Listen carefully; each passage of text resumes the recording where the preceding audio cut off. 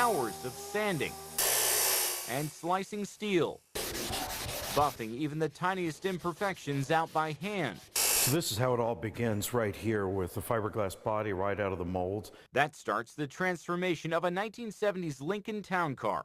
It's really, really cool. And I pinch myself daily to remind myself that this is real, that this is not a dream. It continues with passionate craftsmen who help reincarnate a relic from the past. Batmobile. That's great. You like it? Yes. Ripped from the pages of a DC comic book and the iconic movie. Roger, ready to move out.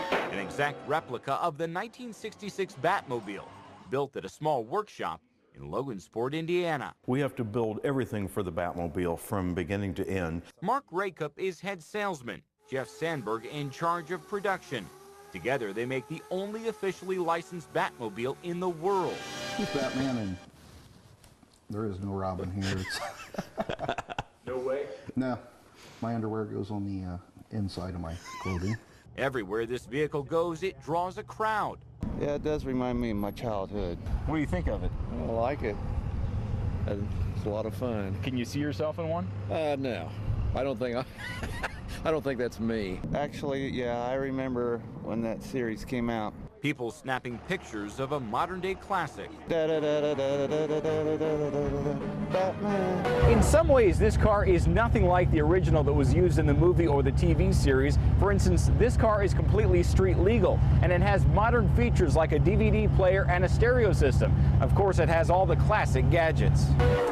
The detectascope is the Robin the Boy hostage finder. A bat phone with a modern twist. Yes, indeed, you can receive calls if you have a Bluetooth cell phone by hitting the connect button right there. And of course, a fully functioning flamethrower. It's pretty bad when you watch the movie and you start nitpicking the car to death and going, boy, we could do better jobs than that, so. Is your car better than theirs? Definitely. Each car takes 6 months to build. Each part is crafted by hand. And even with a $150,000 price tag, this business is nearly recession-proof. The number of inquiries and the number of sales calls has been through the roof, and we're just very blessed. Especially considering Mark is fulfilling a childhood dream he's had since he was 2 years old. Favorite scene from the movie has got to be Adam West as Batman carrying that bomb. And he can't get rid of the bomb. Some days you just can't get rid of a bomb. It's terrific. How does it make you feel when you see people staring like that? Oh, it really helps bring about the entire reason to do this, is to bring joy. A movie star built to be driven. A futuristic car designed to delight. In Logansport, Jeremy Brilliant, Channel 13 Eyewitness News. Give me fuel, give me fire, give me that which I desire. You've seen the Speedway from here, but what about feeling it from here? The Indy racing experience gives race fans that high-octane rush, and I was lucky enough to try it. 2 laps in a 2-seater around the legendary IMS Oval. The experience starts with some paperwork, signing in, then suiting up. I'll have a fire suit for you. A fire suit just like the real drivers wear. Then we head out near the pits, they roll out the Indy cars we'll be riding in, and introduce us to our coaches. My guy, Target Chip Ganassi's Charlie Kimball, the first licensed driver with diabetes in the history of IndyCar. He's quick on the track and has a quick wit, too. Track conditions are good. From the sounds of it, they've only had, only a couple of scary moments. Kimball didn't hesitate with some advice. Hold on. The walls look really close. They're not actually that close. And I think in the backseat you don't have any pedals, so it doesn't help to be going for the brake. It started feeling real when the headgear started going on. Slightly nervous now. We're getting closer.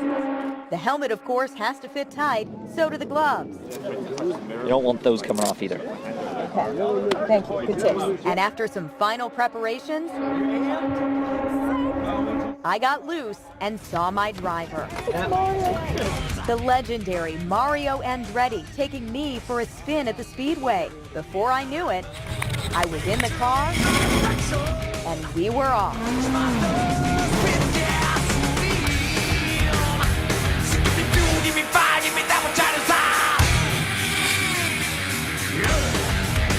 This is Charlie Kimball reporting for WTHR here at the Indianapolis Motor Speedway. Jenny, what'd you think? I thought it was amazing. It was fast. You were right. Right when we hit the turns, your head immediately goes to the side. But the view was spectacular. I think Mario can drive. How fast do you think we were going around there? Averaging somewhere around 180. 180 miles per hour with Mario at the wheel. The Indy racing experience, he says, lets fans into his world. This is the closest you're going to get to the real thing, and I love that because fans usually come out of there smiling and they don't know what to expect. Excitement, speed.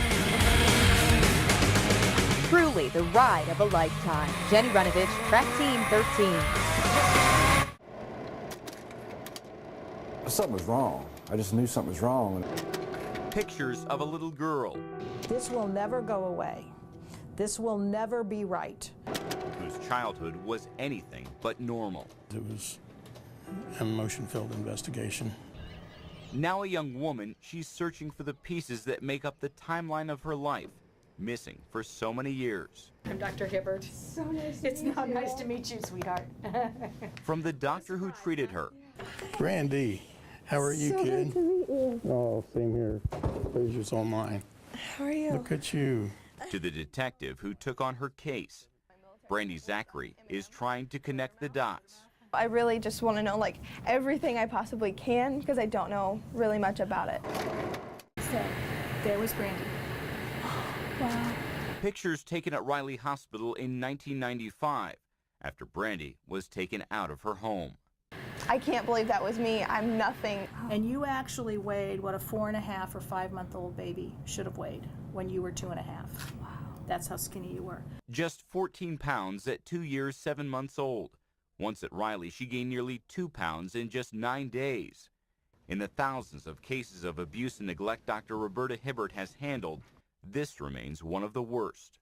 This is a very, very serious form of maltreatment. She was very seriously malnourished and very seriously neglected. And when you saw her for the first time, what went through your mind? A devotion to see the case to the end and hold those responsible for what brought her to that station in life. Those responsible were Brandy's parents, William Zachary and Deanna Walden, high school sweethearts who lived in this home on North Street in Crawfordsville. Their normal way of babysitting was putting Brandy in the closet. A filthy, locked closet. Along with an older brother, they were placed in portable cribs, the mattresses covered in garbage bags. At 2.5, Brandy couldn't walk or talk. She hadn't seen a doctor since she was 6 months old, and she'd been underfed for at least a year. Had you ever seen any case of abuse or neglect this bad? No, quite simply no, and particularly with an easier fix, just feed the kid.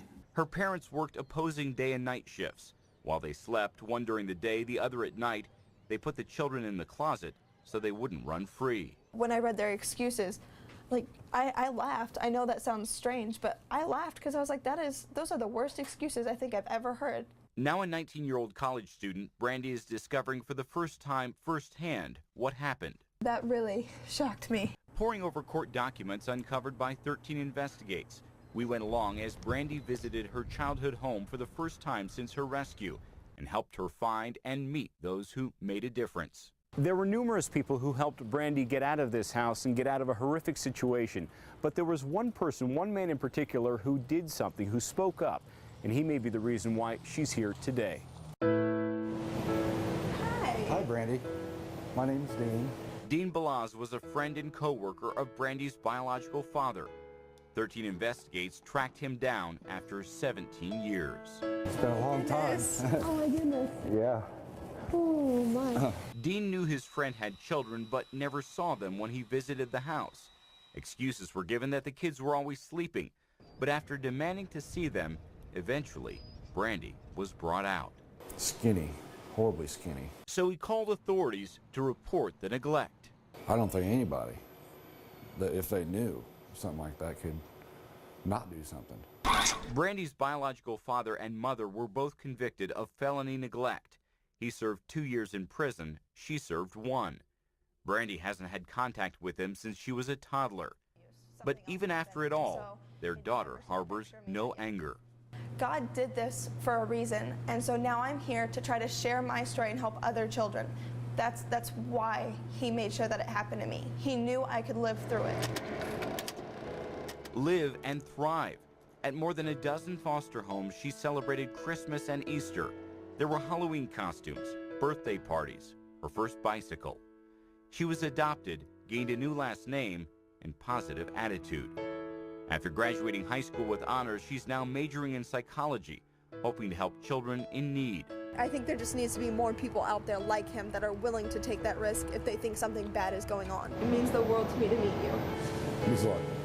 Same here. So glad to meet you. Translated, Torino means little bowl. From the water fountains to the restaurants, all around the city are symbols of its origin. Still, people typically pay them no mind. But at the Piazza San Carlo, what's the deal? Outside a popular cafe, something stops people right in their tracks. È una tradizione. Tradition, you know, this is something the city's known for. A custom for locals, a curiosity for tourists like me. When you step, why? Yeah. Good luck. It's good luck. Buona fortuna, per fortuna questo, così. From Italy, per Italy si suona. Some believe it brings fortuna, good fortune. Others say if you make a wish and take one full spin around, your wish will come true. The trick is to place your foot in a strategic place. So each part of the bowl is for each part of your body? It's a tradition that you put your heel by his parts. Where do you do this? Down here? Here. Right in his private areas. I don't know if we can say that on American TV. This little bowl is a big attraction. Toro, toro, toro. And he certainly can take one for the team. He may be worn down, but this unlikely brass mat doesn't wear out his welcome.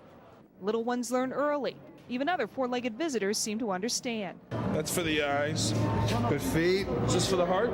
While some might pass it off as a silly superstition, others feel when it comes to the city's namesake, I believe we're good. We're safe. Why buck with tradition?